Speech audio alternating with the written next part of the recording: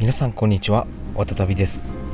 今回は長崎県にある人気の温泉街に宿泊したいと思います。露天風呂付きの客室の写真を見た瞬間、一目惚れして予約しました。場所は長崎県島原半島にある雲仙市。白い湯煙が立ち上り、硫黄の香りに包まれた温泉街、雲仙温泉に宿泊します。周辺の観光地を巡りながら向かいます。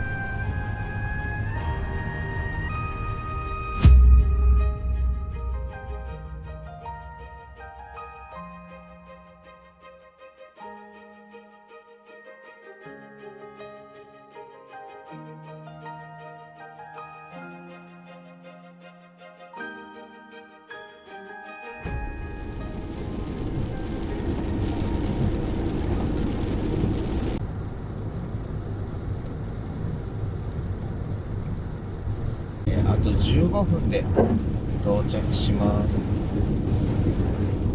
残念ながら雨です。降水確率は 100% です。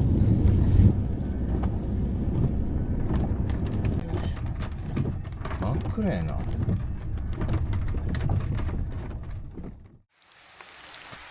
到着しました。こちらは岩戸神社です。創建された時期ははっきりとは分かってないんですけど、古くから岩戸さんの愛称で地元の人々に親しまれてきた神社です。で、こちらはですね、路上駐車禁止で300メートル先に駐車場があるんですけど、この参道の入り口の下も駐車場なんで、空いてたらですね、こちらに止めることができます。本殿までの参道はですね、約300メートルで、そんなにね、遠くはありません。言葉じゃ言い表せないような独特の雰囲気を持つ神社です。そのね、雰囲気を味わいたくて、また来てみました。それでは参拝したいと思います。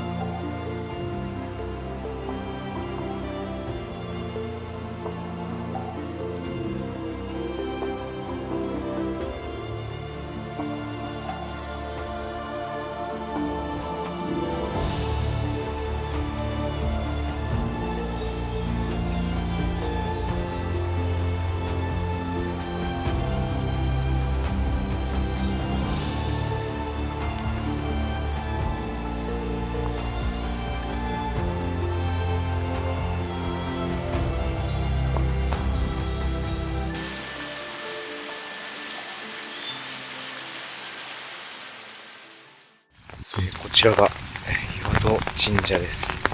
なんとも言えない雰囲気が漂ってます。まだ薄暗くて怖さも感じるような場所です。神社周辺にはですね、樹齢300年を超える杉やヒノキの巨木が立ち並んでいて、その奥にはですね、滝や清流が流れる幻想的な景観が広がっています。雨が降ってで少し霧も出てるんで、雰囲気が倍増してます。こんだけ大雨なんですけど、この滝の水量はそんなにありません。高さ約35メートル、幅約15メートル、奥行き約10メートルにも及ぶこの巨大な岩窟がご神体で、大きな岩に守られるように本殿が鎮座しています。この洞窟はですね、縄文時代の人々が住居として利用していた可能性があるとも言われています。祭神は岩永姫命、長寿や健康の神として知られてますが、近年では良縁成就のご利益がある神様としても信仰されています。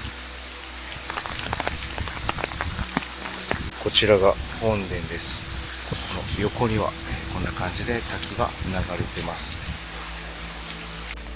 で、こちらがね、滝なんですけど、もう大雨でですね、足元がちょっと悪いですね。こんな感じの滝です。水量はないんですけど、この迫力伝わりますかね。本当に言葉じゃ言い表せないような空気感です。この洞窟にですね、祠が2つあります。でね、だいぶね、明るくなってきました。明るくなるとですね、なんかちょっとさっきよりも穏やかに感じます。いや、すごく不思議な場所ですね。それでは出発します。次の目的地はですね、ここから26キロ、37分で到着します。霧でね、全然前が見えないですね。周りはね、海に囲まれてて綺麗な景色を見ることができるはずなんですけど、今日はね、綺麗な景色を見ることはできないと思います。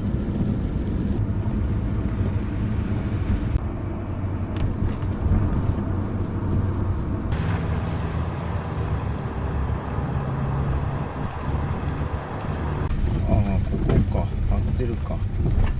看板通りに来たら行けましたね。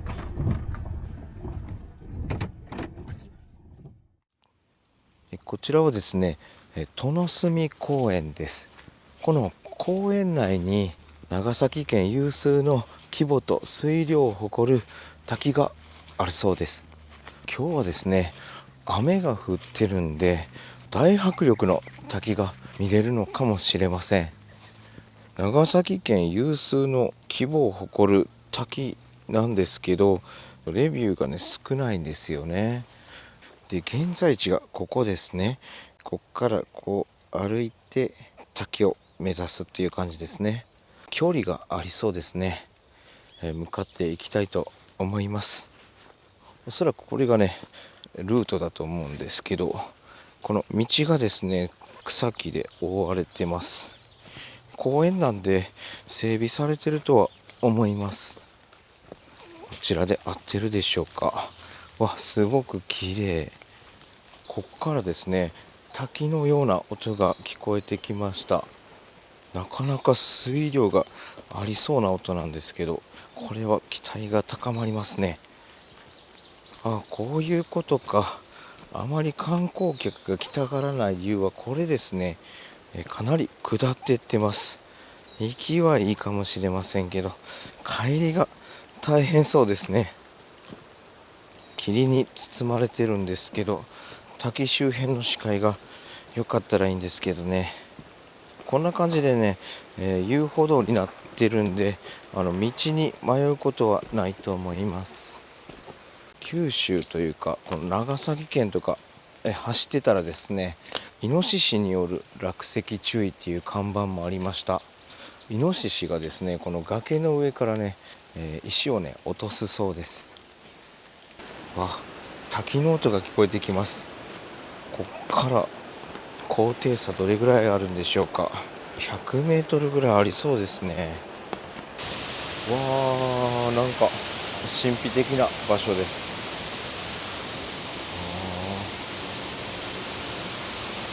お地蔵様が数体いてます。この先はロープが張っていて通れなさそうですね。で、滝はね、こっちの階段を下っていくんですけど、最初から最後まで永遠に下りなんで、帰りがね、もうゾッとしますね。だんだんとね、滝の音が近づいてきました。この先が滝ですね。あ、見えました。すごい。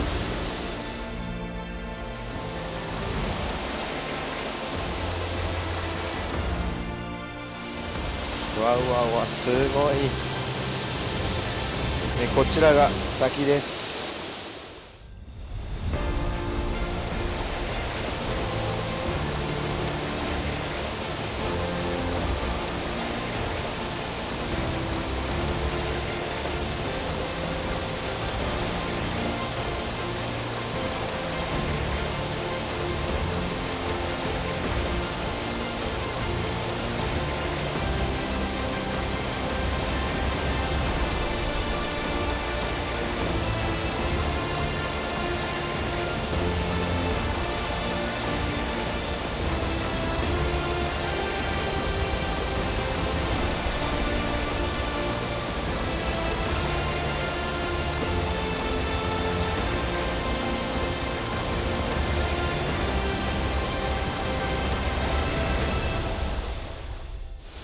すごい。めちゃくちゃ大迫力です。ここからですね、滝壺の方に行くことはできるんですけど、川の流れは激しくて深さもあるんでね。うわー、すごい。夏なのにめちゃくちゃ寒い。滝の反対側はこんな感じですね。それではね、駐車場の方に戻ります。帰りはですね、ここからずっと、上りの海岸になります。ちょっと霧がかってて見えにくいんですけど、ここがですね、滝の真上ですね。それでは最後にね、もう一箇所だけ、寄り道してから宿の方に向かいたいと思います。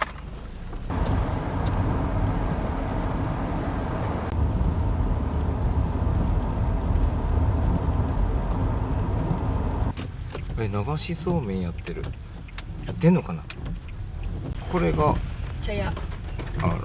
流しそうめん。あ、猫ちゃん。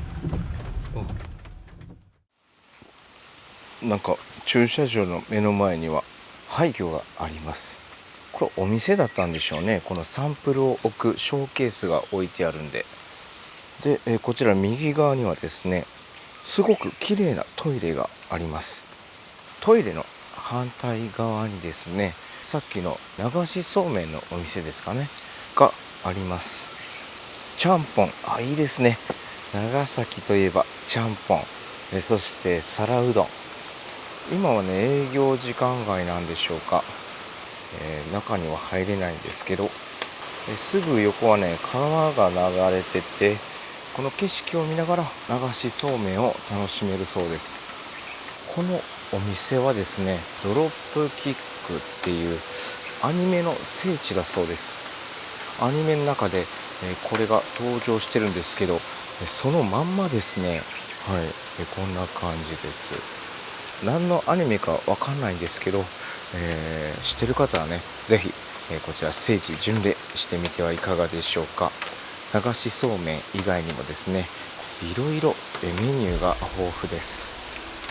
滝はですね、トイレの横ですね。横に、滝への入り口がありました。鮎帰りの滝、滝壺入り口で、こちらですね。こちらも雨の影響かわからないですけど、かなり水量がありそうです。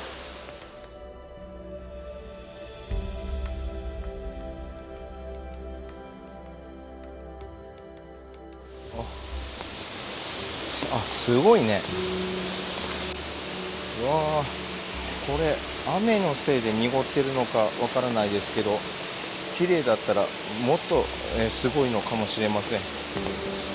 滝壺の前までやってきました。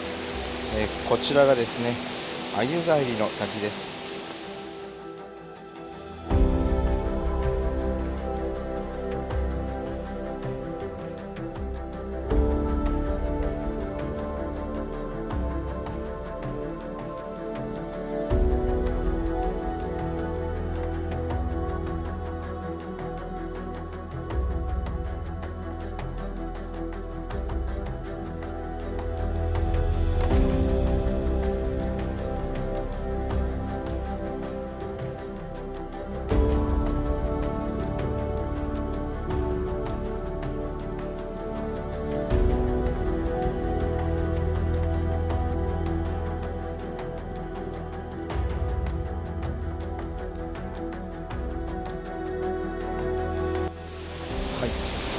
こんな感じの、すごく迫力のある滝です。近づいてみるとですね、思ったより水量は少なかったです。周りは苔むしてて、この滝の迫力をですね、際立たせています。この中に入ったら多分ダメだと思うんですけど、滝の裏側も行けそうですね。こんな感じの滝でした。それではですね、雲仙温泉の方に向かいます。よいしょ。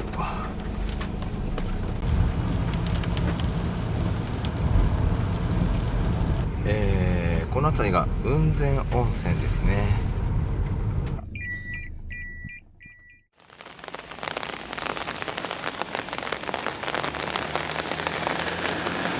雲仙温泉は島原半島の中央部、標高約700メートルの高原に広がる温泉地です。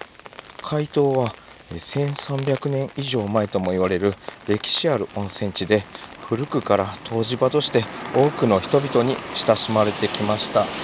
泉質はですね、硫黄を含む強い酸性の温泉で、日本有数の酸性泉として知られています。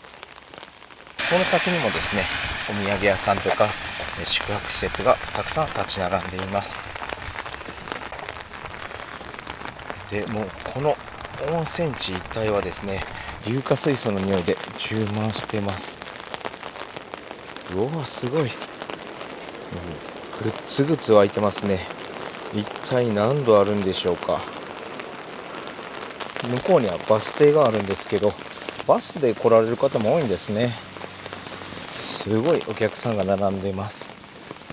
でこの辺りはですね、お土産屋さんとか、あと食堂、そして、宿泊施設がたくさん立ち並んでいます。や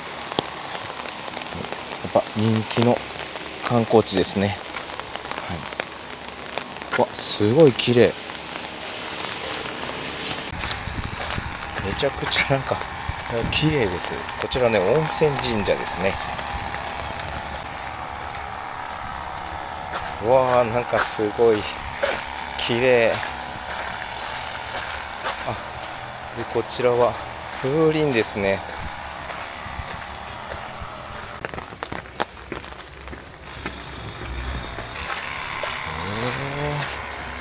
でこの右側はですね、茶屋ですね。ここからですね、地獄谷巡りです。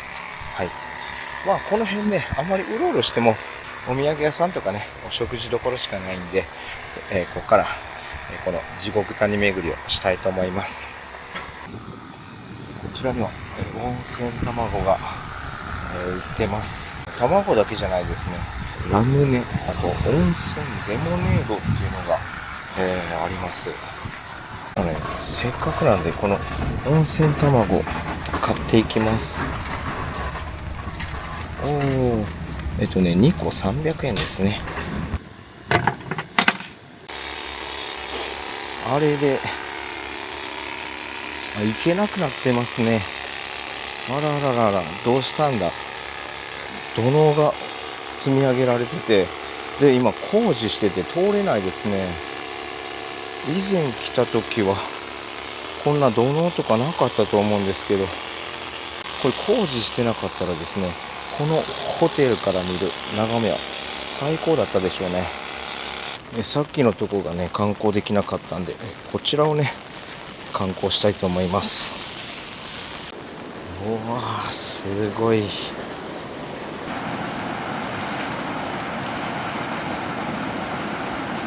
こちらはね、聖七時刻というみたいです。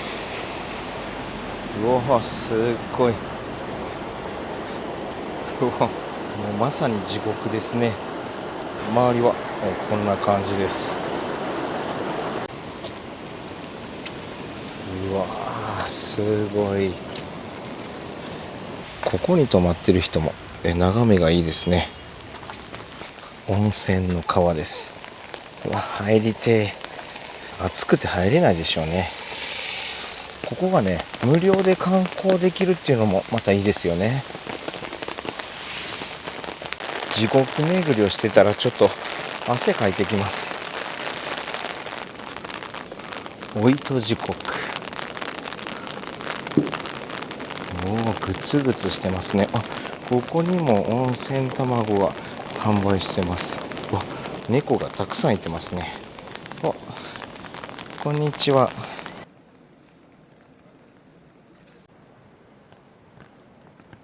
こちらにもね、温泉卵が販売していたんですけど、1個100円でした。こっちで買えばよかったです。綺麗ですね。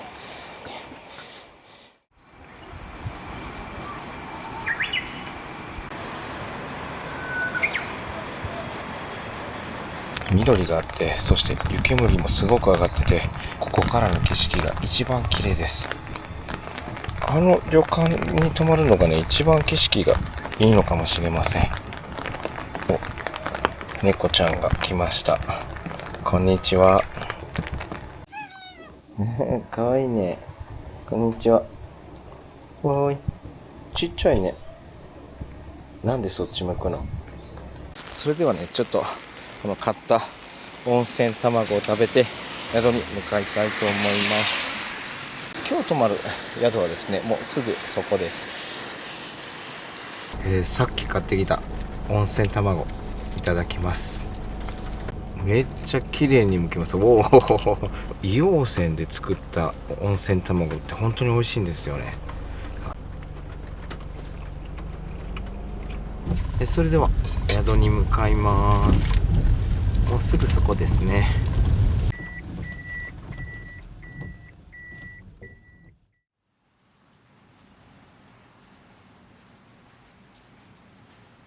今回はですね、こちらの老舗旅館湯宿雲仙新湯に宿泊します。明治41年に創業した歴史ある宿で、雲仙温泉では唯一敷地内に4つの自家源泉を持つことで知られています。露天風呂付き客室月亭では、自家源泉かけ流しの温泉をプライベートな空間で満喫できます。今回はその月亭のお部屋を予約しました。どんな滞在が待っているのかすごく楽しみです。それではチェックインします。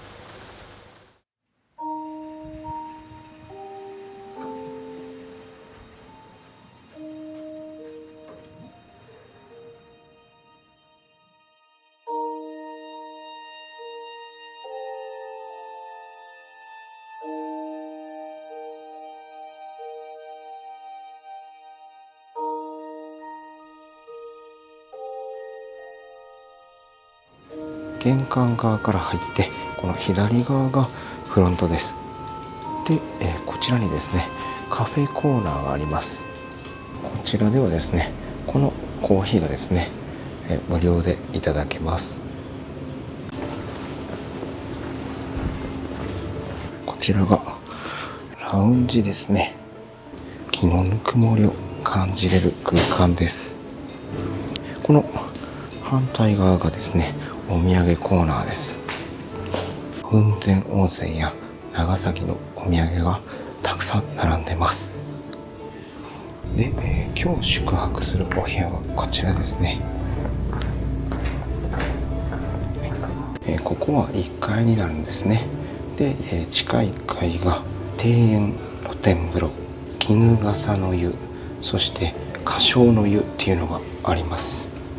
1階にはですね、大浴場、河川床、そして大宴会場、レストランに半個室食事処などがあります。はい。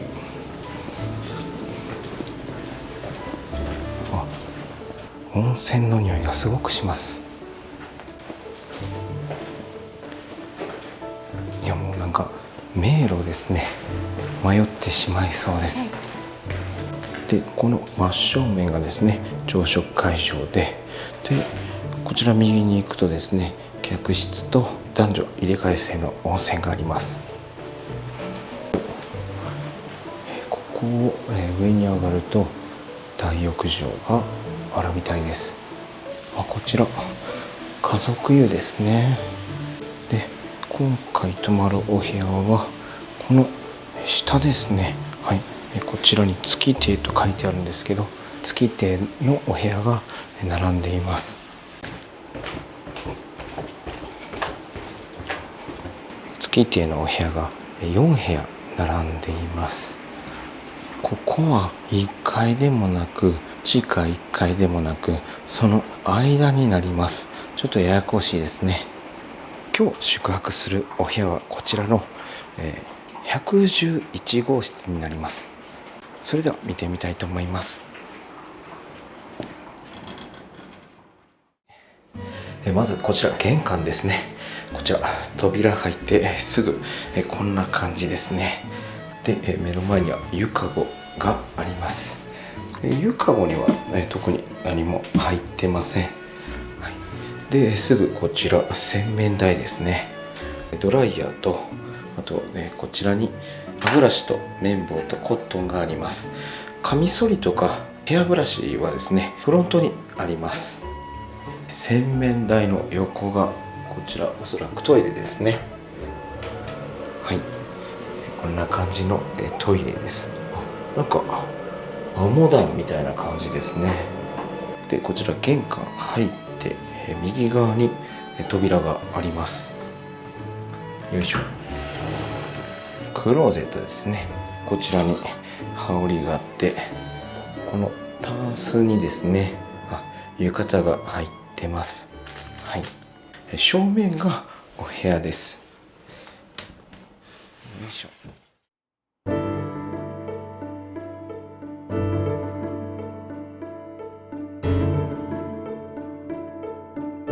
こんな感じの8畳の純和室ですね。すっごい立派な掛け軸が飾ってあります。こちらに扉があるんですけど、こちらお布団ですね。はい、こっちから見るとこんな感じですね。はい、でこちらの椅子はですね山形県の天童木工の椅子だそうです。多分ね座り心地がすごくいいんだと思います。よっ、なるほど。少し角度があって座り心地がいいです。で、この隣のお部屋ですね。でこちらには椅子が2つあって、でこちらティーセットや化粧品っていうんですかね。でこちら何でしょうか。紙パックになって入ってるんですけど、お水ですね。こちらお月菓子ですね。お風呂入る前にいただきたいと思います。この下がですね、冷蔵庫ですね。冷蔵庫には特に何も入ってません。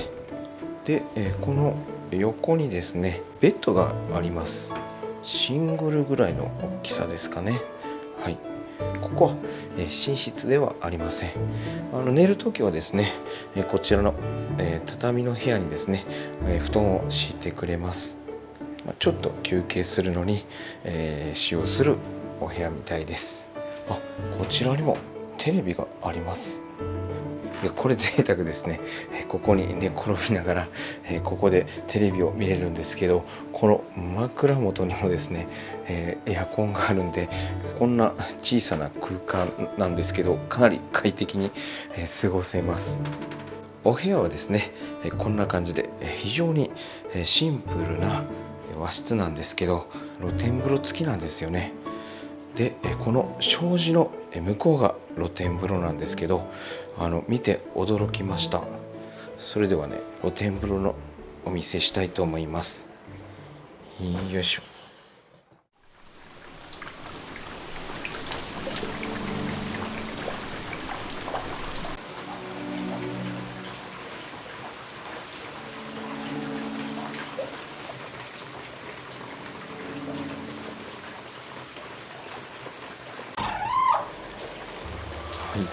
はい、こちらが露天風呂です。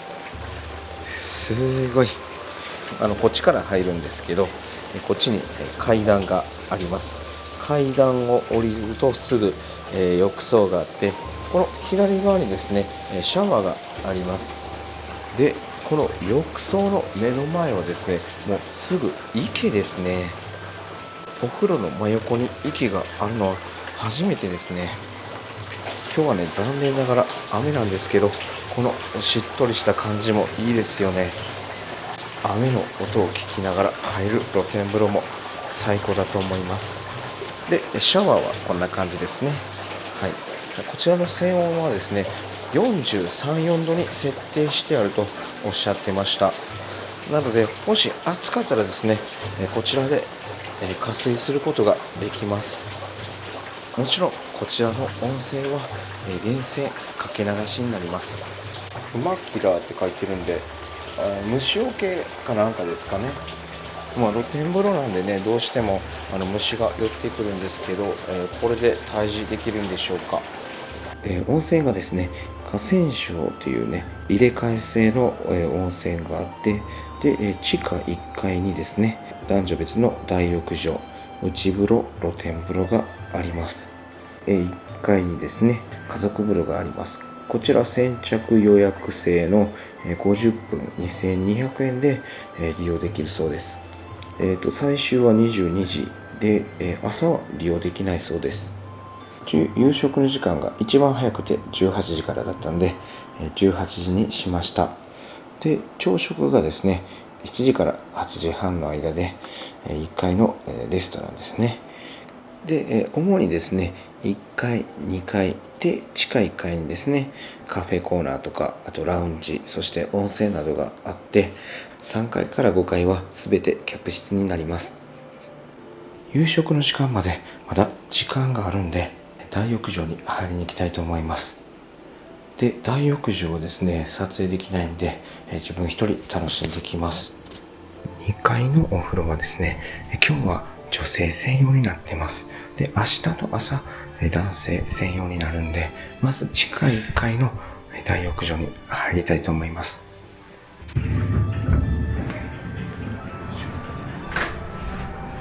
地下1階ですね。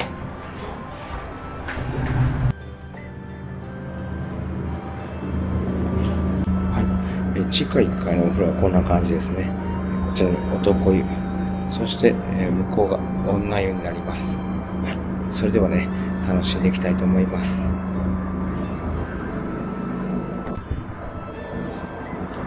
はい、入ってきました。まず入ってね、洗い場が7つぐらいありました。で、真ん中に宇宙があって、外に露天風呂があるんですけど、宇宙と露天風呂はつながってます。扉でね、仕切られてるだけでした。大浴場の方に入りに行ってきたんですけど、せっかくなんでね、こちらの露天風呂にも入りたいと思います。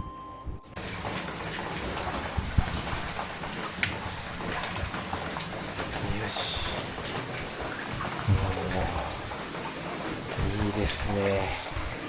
うわ、熱っ。ちょっと熱くて入れないですね。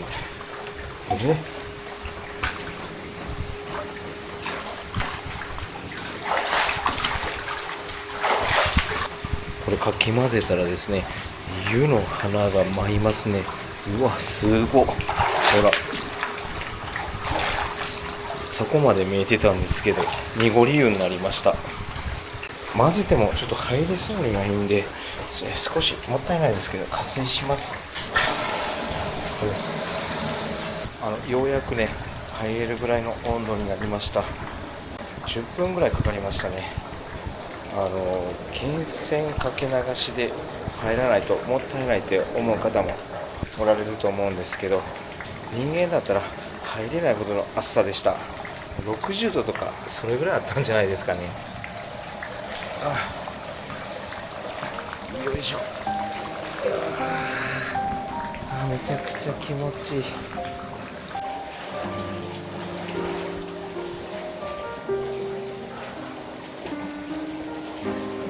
目の前は池とでちょっとしたね庭が広がってて最高ですね。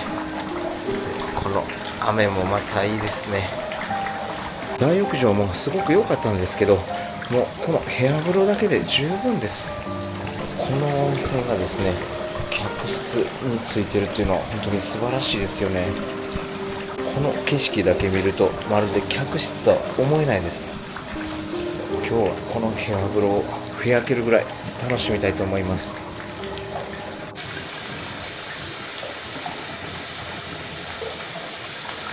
夕食の時間になったんで、夕食の会場に向かいます。よいしょ。今回の夕食はですね、なんか個室になるみたいです。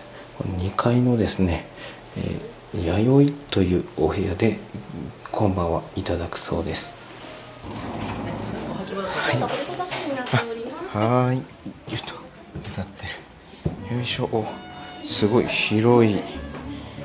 こんな感じの個室で、下はですね、掘りごたつになってるんで、これはありがたいですね。こちらが夕食です。左側にあるのがこちら、大しゃぶですね。真ん中にある長皿に乗ってあるのが前菜です。タコの湯引きにお吸い物、お作りがですね、水イカ、タイ、そしてタチウオです。で、こちらにあるのがですね、長崎県産牛の陶板焼きです。この部屋の隅っこにですね、ご飯炊いてくれています。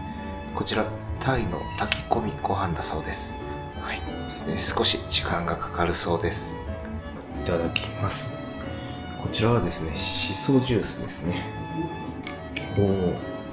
全然甘くなくて大人の味ですね。口いっぱいにしその香りが広がってすごく美味しいです。まずはこちらの前菜いただきます。こちら梅の淡雪ってお品書きに書いてるんですけど、何なんでしょうかね。こんな感じのこういうキャンディーありましたよね。甘いね。なんか寒天ですね。枝豆のかき揚げです。めちゃくちゃちょうどいい塩加減。美味しいね。こちらがですね、里芋の田楽ですね。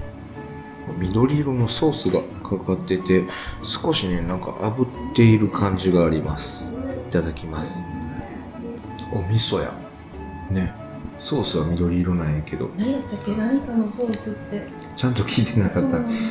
このお吸い物もすごくね、なんか香ばしさがあって美味しいです。こちらがべっこう卵の卵黄を味噌漬けにしたものですね。なんともこう表現するのが難しい味やね。ほんのり味噌の味がして、でしっかり卵黄の味もするんやけど、なんかすごくクリーミー、意外とご飯にも合いそうな。いけそう。で、こちらお品書きにはオクラのすり流しと書いてあります。そのままね、ごくっといっちゃうそうです。すんごいとろみ。オクラ好きな人は絶対好きだと思います。自分はこれご飯にかけたいですね。綺麗な飾り包丁が入ってます。きゅうりもそうですね。すっごい細かい仕事をされてます。ジュレポン酢でいただきます。湯引きなんですごくね、絶妙な食感が美味しいですね。火をつけて野菜入れたんで沸騰するの待ちます。こちらお作りです。海苔ときゅうりに巻いてあるイカなんですけど、これ大好きなんですよね。料理長特製のね、お醤油だそうです。いただきます。イカがすごくね、とろっとしてて、海苔の風味ときゅうりの味がですね、後から広がってすごく美味しいです。で、このね、お醤油もですね、九州醤油で甘口なんでね、イカとよく合って美味しいです。こちらタイですね。弾力があって美味しいですね。で、こちらタチウオですね。今ね、おかみさんが挨拶に来られました。最近の旅館では珍しいですね。多分一部屋一部屋回ってお声掛けしてるんだと思います。このタチウオなんですけど、すごくね、さっぱりしてて美味しいですね。もう少し炙るだけでもまたね、全然違った味を楽しめるんでね、生でも焼いてもね、どちらでも美味しいですね。どう？これいい感じ。沸騰してる？タイをしゃぶしゃぶしますか。タイはね、3切れしかないんですよね。もうちょっと欲しかったな。分厚いね、このタイ。もみじおろしとネギを溶かしていただきます。うまいね、美味しいね。うまい。野菜とかいらんねんけどな。無限に食べれるやつやな。無限に食べれる。タイのしゃぶしゃぶ食べ放題とかないんかな。なあ。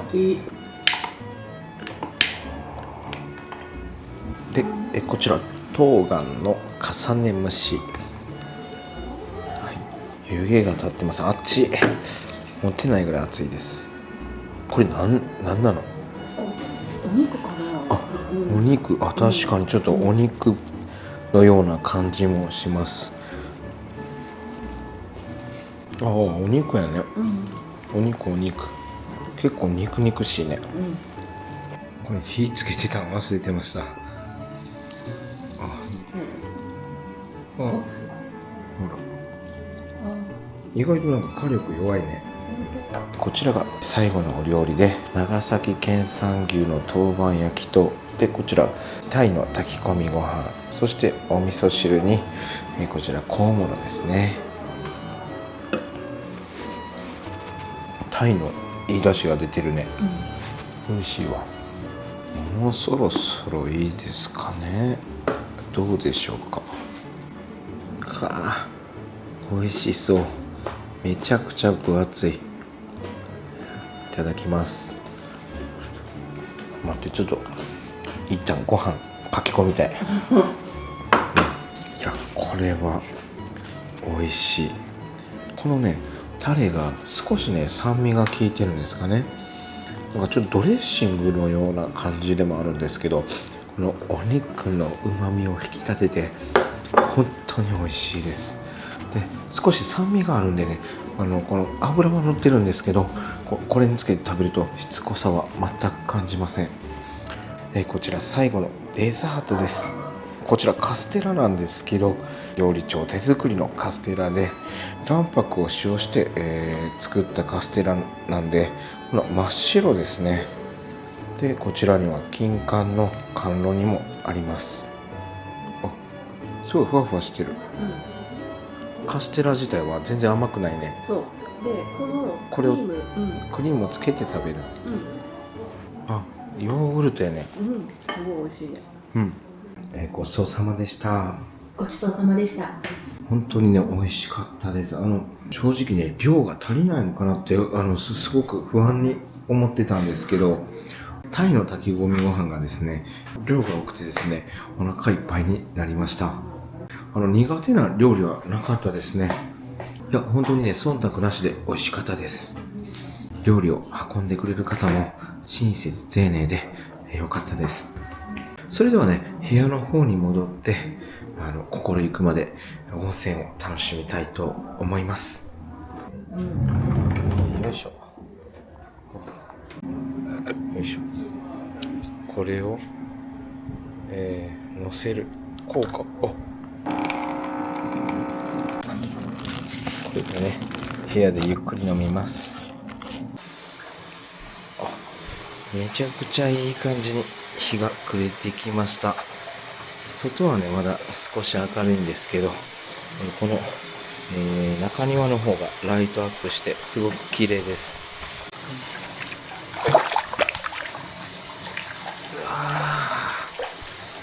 ちょうどいい温度です。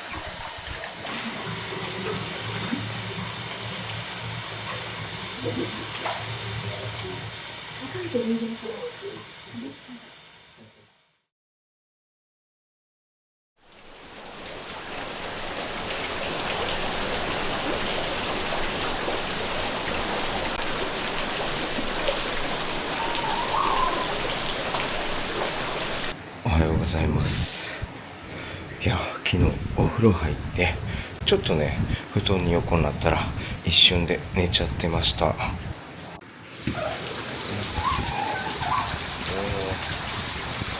すごい雨。大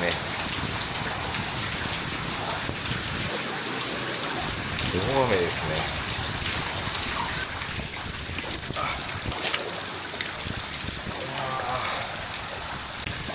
雨の露天風呂もいいんですけど、この雨水がね、めっちゃ顔にかかります。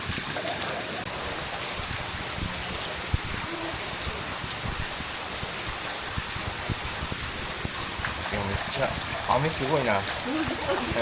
顔にかかる。はい、ですね、なんか大雨のせいか、大雨が関係あるかわかんないですけど、停電になりました。今ね、もう15分、20分、ずっと停電の状態です。髪の毛が乾かせないのと、このクーラーがつけれないんで、今めちゃくちゃ暑いです。原因不明でですね、キャンドルを持ってきていただきました。これで、なんとか玄関とか、明かりを取ることができます。今、予備のお部屋を、用意していただきました。朝食の時間まで、ここにいてもいいんですけど、ちょっと他のお部屋がどんななのかちょっと気になるんで見に行きたいと思います。こちらのお部屋ですね。408号室。それでは見てみたいと思います。よいしょ。まずこちらが玄関ですね。はい。こんな感じの腰をかけれるところがあるんですごくいいですね。はい。右手の扉はですね、はい。トイレと、で、こちら洗面台ですね。で、おそらくこの正面はお風呂だと思います。はい。なるほど。浴槽もありますね。こちらすぐね、正面がお部屋なんですけど、こんな感じのお部屋で、すごく広いですね。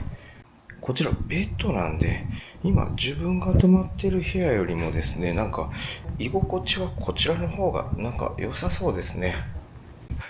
こんな感じでですね、和の趣を残したまま、改装しています。ちょっと改装がいつなのかわかんないんですけど、多分割と最近だと思います。めちゃくちゃ綺麗なんですよね。で、すぐこちらが披露宴になっています。で、披露宴の前にですね、こういうティーセットがあります。こっからの眺めなんですけど、こんな感じですね。ちょっと大雨でね、なかなかいい景色をお伝えできないんですけど、はい。こんな感じの景色です。はい。ちょっとね、霧がかって幻想的な風景になっています。停電のおかげでですね、この違うお部屋も見ることができました。電気が復旧しました。それではね、朝食の時間になったんで、朝食会場の方に向かいます。よいしょ。朝食会場はね、近いんですよね。はい。こちらです。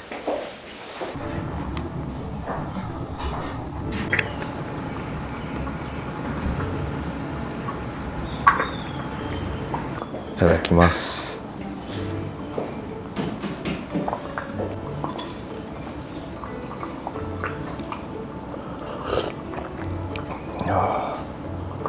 これ野菜スープなんや。雲仙ハム。初めて食べるね。うわ、うまっ。美味しい。うまい。ここに湯気が立ってるんですけどね、あれがね、このお宿の源泉だそうです。ごちそうさまでした。ごちそうさまでした。美味しかったです。それではね、部屋の方に戻って、もう少しゆっくりしたいと思います。